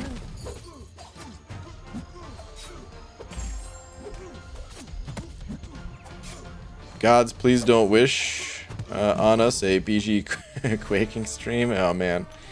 No, I don't want to do that. I mean, the only time I'm going to play Quake is when I have to play Quake, which I had to for the Inhuman thing. Which, I mean, that was basically... Yeah, I only played the champion. I did like 2 practice fights for the first time playing that champion in God knows how many years. It's a little bit what I'm afraid of for Professor X. Where like I feel like I started getting Quake down, but then certain fights I felt comfortable using Quake pretty much right away. And then other fights, even though there's less variance with that champion, obviously, you're still just in the corner either way. But still, for some reason, just certain animations, they tripped me up. It's funny how like such little things like that can trip you up in this game. Just characters having slightly different animations, even between like 2 just standard 5-hit champions. What's up, Enzo? Good morning, BG. I could not stream for 3 days because of technical difficulties. I'm glad it was just technical difficulties. The game was sad without it for me. If you could not stream and time and money not an issue, would you play the same? I wouldn't. I would still play, but you're right. Streaming totally enhances the experience. I know some people are probably thinking like, oh, that's because you get super chats and stuff like that. And don't get me wrong, that part is nice too. But like I was streaming daily before YouTube even had super chats. There was no Streamlabs set up or anything like that. It was just fun. You're just that much more involved. You're that much more part of the community. When like how many people have said the reason why they play this game is because of their alliance. Like they got into the game because they enjoyed the game and they stuck around because of their alliance mates and the friends that they made and stuff like that. Well, imagine that times 10 when you're streaming, and instead of, you know, talking just with the members in your alliance, now you're talking to people in all different alliances, all different levels from everywhere around the world. And yeah, man, it adds a lot of fun to it for sure. So I would still enjoy MCOC as a game either way, but it absolutely enhances the experience. Enzo,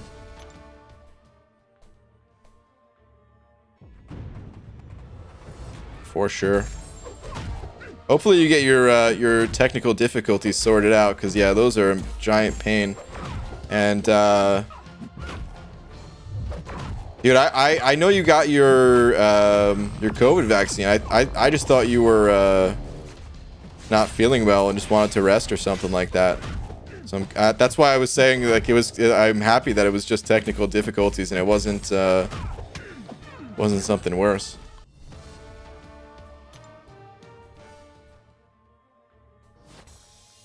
BG, don't act like you're not a money grab with the bald cap links and OnlyFans plugs everywhere. You're right. You're right. And soon we're gonna get some sponsors.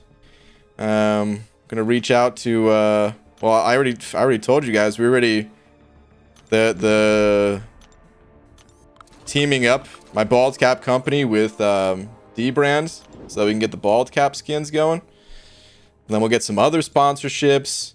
Maybe I'll hit up.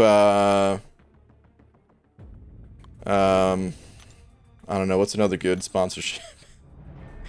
maybe I'll hit up NASA and we'll get like the first MCOC gameplay on the moon. You know what I mean? Get sponsored by NASA. That's a thing that can happen, I think, right?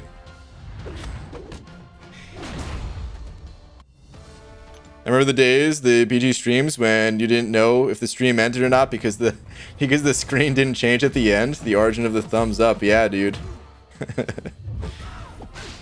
Yep. Hey BG, planning on dumping the 56 into Doom? Yeah, probably. It's either Doom or Sorcerer Supreme. It has to be one of those two champions. At least for now, with generics, because if you think about like the other class types,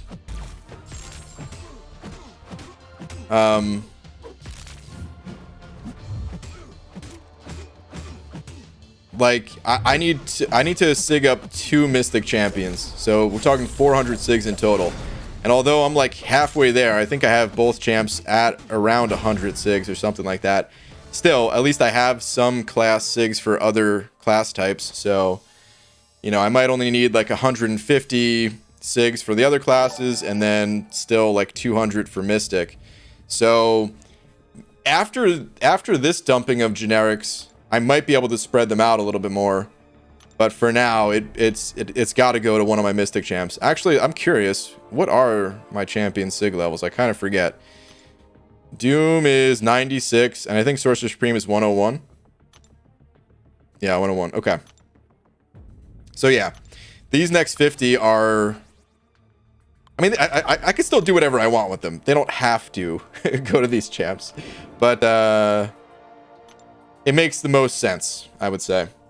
But if I ever did get a champion like, let's say, Namor, then maybe I would say, all right, you know what? Even though, like, prestige-wise, it makes sense to dump the SIGs into the Mystics, Namor needs the SIGs for his actual abilities. Let me give these to Namor, kind of thing.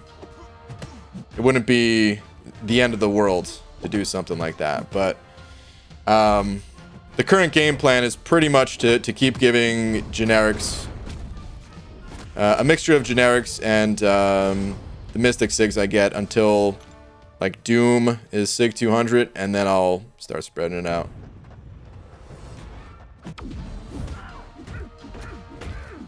Every time I've taken a break from MCOC was because Alliance content isn't even a thing.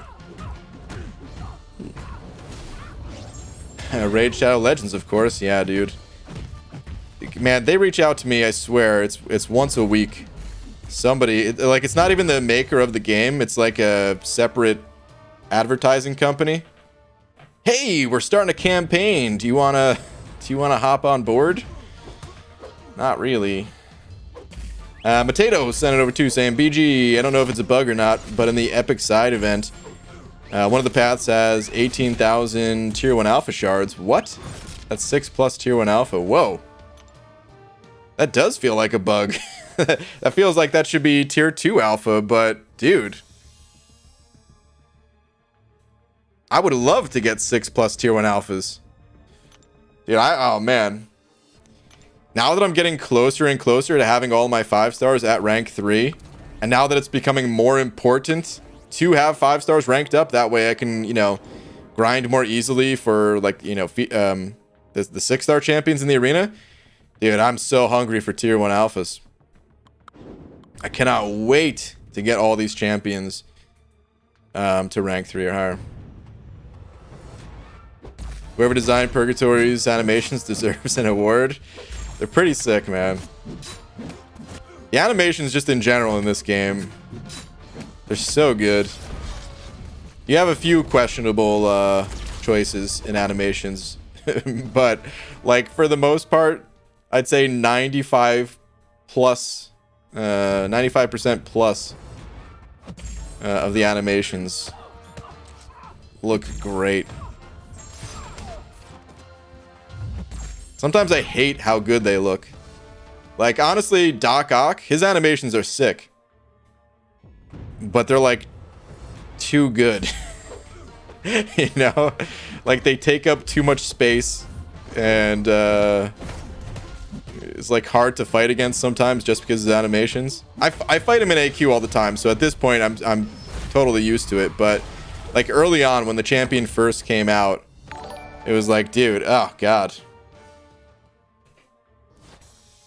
This is difficult to counter this guy sometimes.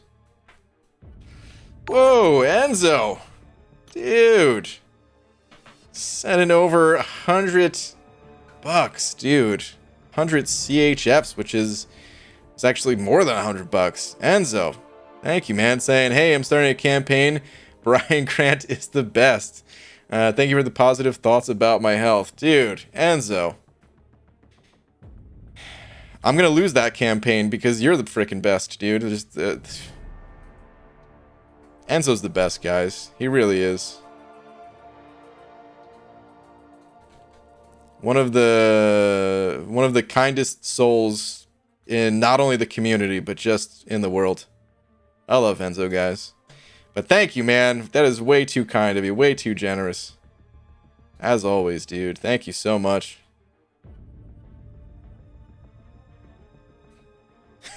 Time for Unzo 2.0. Maybe. maybe Unzo 2.0 will be one day when I can go and like actually visit Enzo, or the next time there's Comic-Con or whatever, something like that. But Enzo, thank you again, dude. Sneepskin also sending over €1. Thank you, dude. Saying good morning, Sir Slaps a lot. the bald, or I had to say the bold. Yeah, that's right. It's the bold, not the bald. Played with Purgatory yesterday. Enjoyed it very much. By the way, 0 degrees Kelvin. Now, this is the coolest thing ever said on stream. Okay. Boo, dude. Get your absolute zero joke out of here. Absolute terrible, more like it. Boo, man. Take a lap. Boo. I love watching Enzo videos. Same, Torrance. Same. Alright, let's keep this grind going.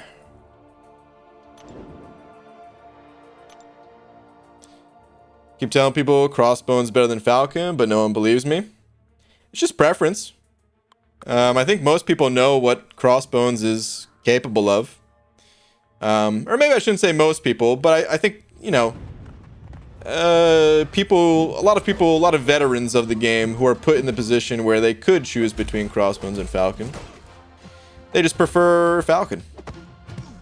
Crossbones easily has the damage numbers over Falcon, but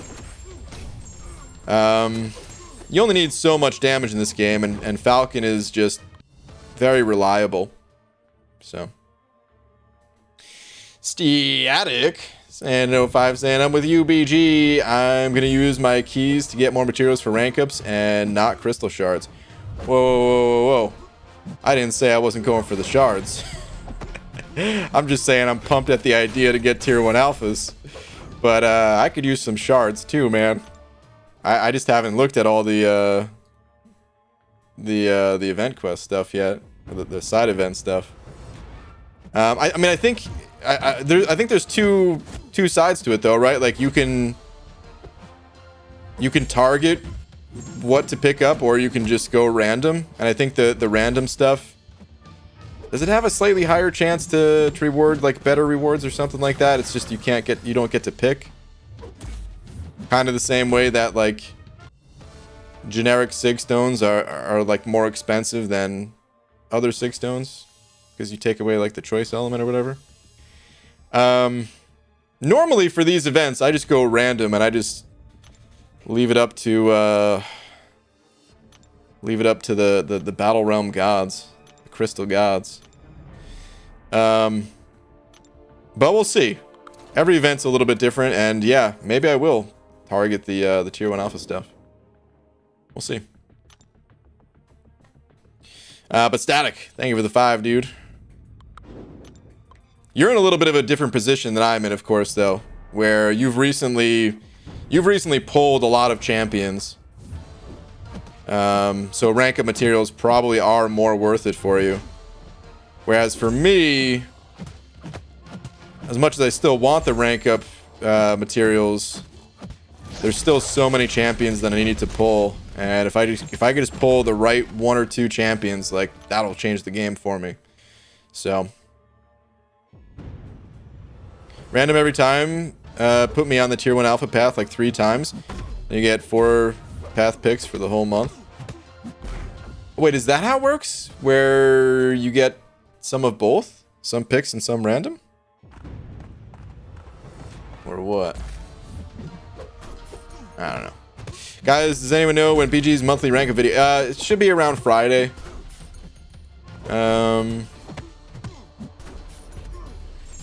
Friday or Saturday if I'm slightly late on it, because tomorrow I'm gonna do the gauntlet, and then tomorrow evening I'll probably edit the rank up video to post the next day, unless, you know, something else prevents me from doing it. Dude, I still gotta play with these new champions. I really want to. Oh man, we have so much content to do right now. Like, it's great. I'm not complaining at all at the amount of content that we're getting right now. I'm just saying, like, it's hard to find the time to do it all, you know?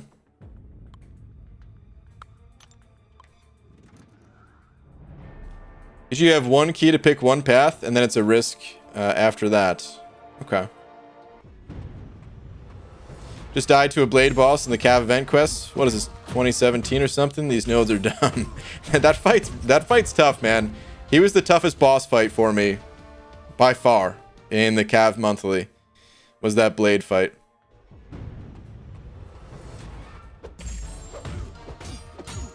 BG do live testing on Sunday? You know, I don't enjoy the live testing too much. It was good. I enjoyed it for a while, but I think the more complicated the champions get, the more attention I need to be focusing, like, just on the game. Where when I first started testing champions, a lot of them were pretty simple, and the testing was more like, okay, you know, I understand how to play this champion within the first 2 minutes, and now we're just testing, like, how does 100 hits with this champion compared to 100 hits with some of the previous champions that we tested, things like that. Where now, like, it's a little bit more nuanced, and doing the testing live doesn't make as much sense. I'm not saying I'll never do it again. I'm just saying for the most part, I rather keep it to videos. I'm thinking for these like, for the champions that get buffed, I'll probably just do like first impression style videos,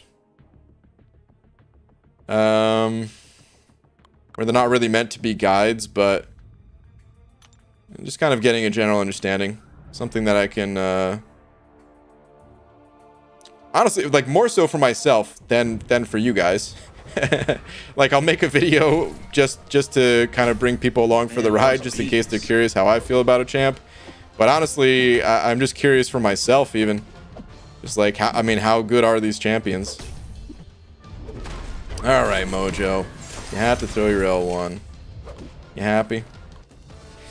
Easy. Saying over Buck saying, Brain, I just finished Cav event quest and about to pop a 6-star. Do you want to redeem yourself after the OG cap dupe debacle? No, I don't.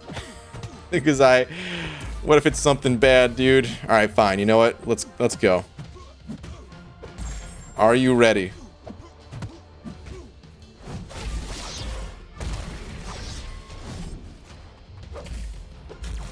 I need to know when the crystal is on screen, but not yet in the spinner. And then we're going to give this a whirl. Now, just for context for everyone else, when Easy sends over messages, he sometimes will send over a sticker of a hot dog or a salt shaker or a peach that looks like a butt that I call a peach butt. So with that in mind, Easy, I need you to drag the crystal into the center of the screen, but do not release said crystal yet. And what I need you to imagine pulling up a picture so it's easier for you to imagine.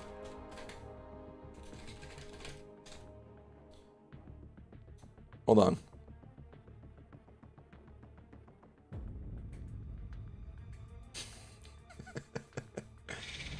Oh, man.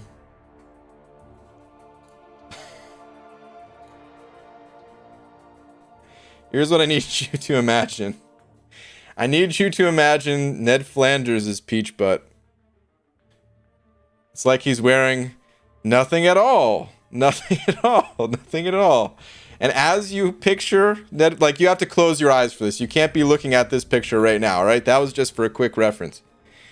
You need to close your eyes and imagine that Ned Flanders' peach butt. And then release the crystal. Let it spin.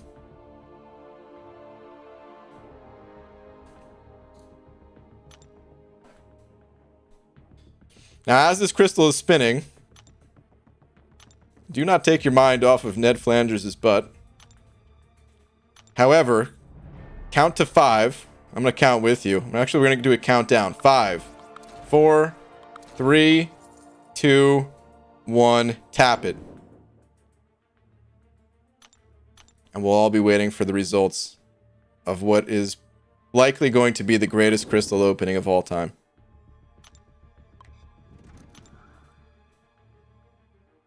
That's right, this is the peach butt method. Correct, Onyx.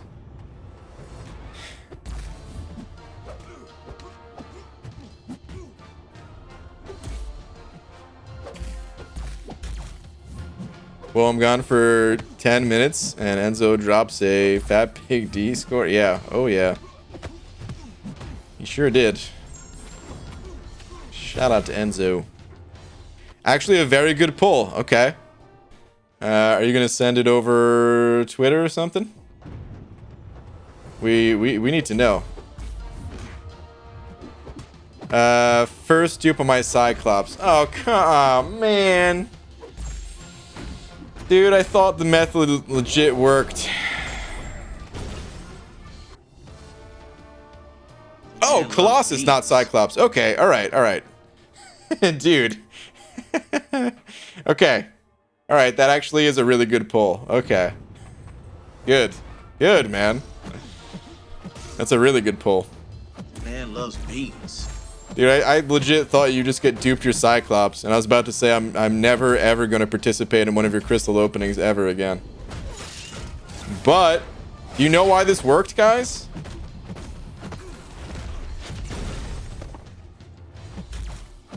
I mean, it should be pretty obvious why this worked, but in case you don't know, I could tell you guys.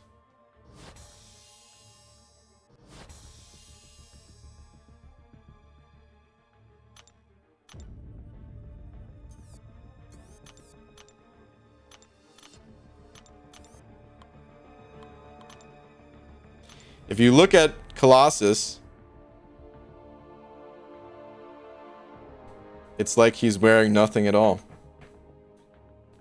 He's got an ultra skin tight suit that looks very similar to Flanders's.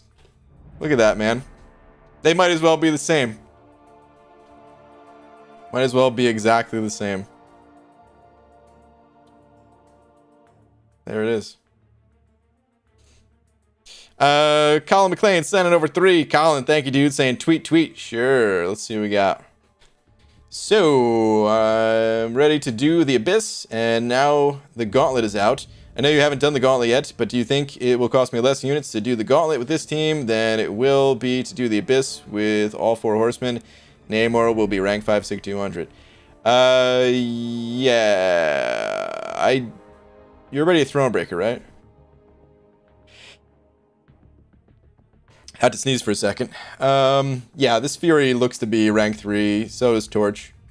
So yeah, I'm guessing you're Thronebreaker. I'm not 100% on the team, but I do think overall it is much easier to do the Gauntlet than it is to do the Abyss. I don't know about this team exactly.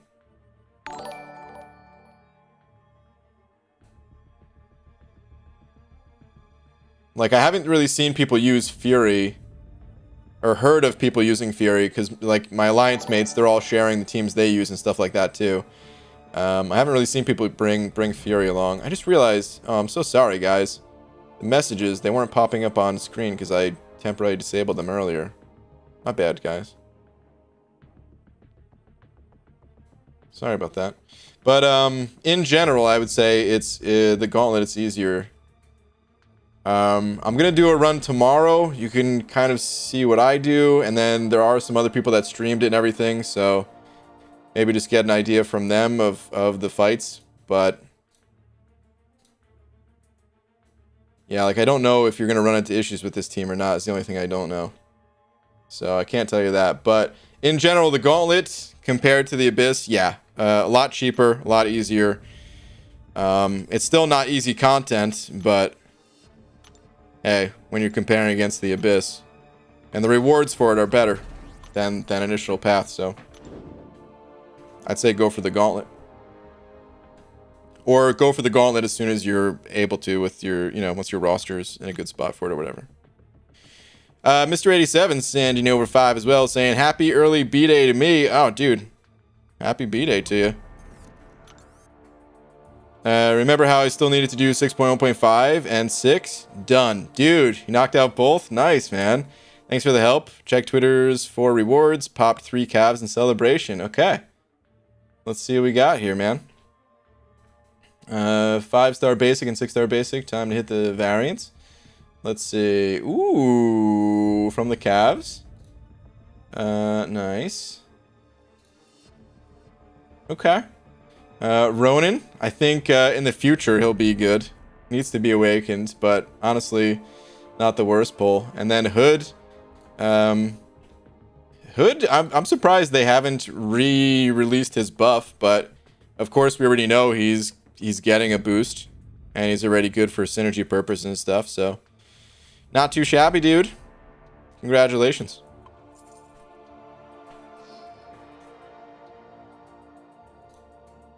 Gonna take that dude to rank 3, the Colossus. Yeah, I want to take mine to rank 3 too. Sneepskin sending over €5 saying, which Marvel superhero is Fozzie Bear's favorite? Black Panther. Waka Wakanda Forever. Oh, jeez.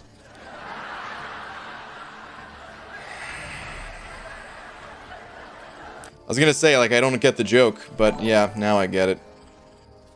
Ew, dude. Hashtag joke, not pun. Oh, that's a pun. Have a great stream. Bean got him off to work. Alright, man. Have a good day at work, dude. Just some good. Sean. I don't know if Sean's in here, but I saw the pop-up for 3 months in a row. Shout out to all the channel members, but Sean, thank you for the continued support. Eric Nelson sending over another buck as well, saying, BG, before you leave, just letting you know, I'm 3 mil into Quake, 10 revives in. Omega wasn't cooperating. Happens sometimes. But, nice, dude. Keep it up. Keep it going. Good stuff, man. Eventually, it'll probably be someone else first. Yeah, I mean, that's how, it's exactly my case. Easy. Night Hollywood. Good night, Dragon Dagger. Did you quick one before you go? I'm at Modok and Gauntlet with APOC, Mags, AA, Falcon, and Namor. Should I go all in? I mean, that's only like the... What is that? Third, fourth fight? Something like that? Fourth fight, I think? I mean, Sam, that's something that you got to be comfortable with, dude. You know... I don't know what ranks those champs are. I don't know the resources that you have. If you have a lot of revives saved up or units, or if you're feeling good about it, then go for it. But if not, there's nothing wrong with backing out. Okay, on that note though, guys, it is gonna be a little bit late here, so we're gonna be calling it a night.